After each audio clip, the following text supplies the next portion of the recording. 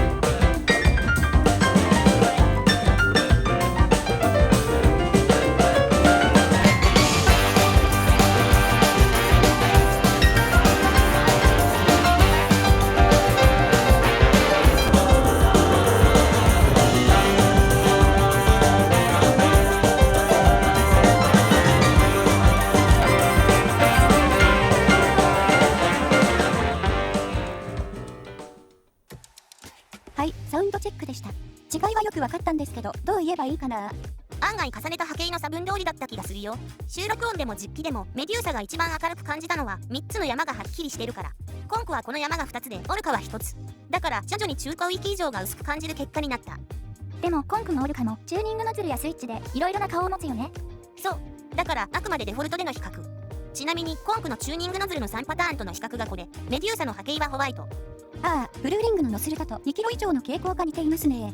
っていうか2キロより下も 100Hz ぐらいまで似てるじゃん。あ、そうね。オルカの場合はこれね。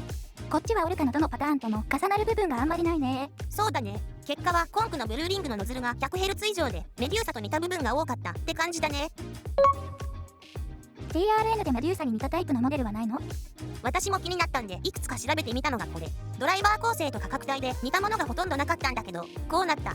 結論から言えば部分的に似てるとこはあったけど、そっくりなモデルはなかったのね。MT3 の1キロくらいまでと MT4 と MT4 Pro の2キロ以上を足したものがなんとなく似てる程度ですかね。そう、そんな感じ。ただいろいろ比較して気づいたのはメデューサは結構ドンシャリだってこと。12mm のダイナミックタイプのドライバー1機搭載で、ダイヤフラムは第2世代 DLC。コンクからさらに改良が施されているとのこと。それだけにとどまらずトリプルチャンバー構造やアコースティックチャンバーの最適化などの改良も加えられている。改良による結果の音質なのかチューニングの違いなのかはっきりわからないのがちょっともどかしいけどね。じゃあ聞いた印象言ってみよう。そうだね。低域は100から 200Hz の減衰が早いので存在感はあるけど量感はさほどでもない。フロアタムの響きはアタックも量感もなかなかいい。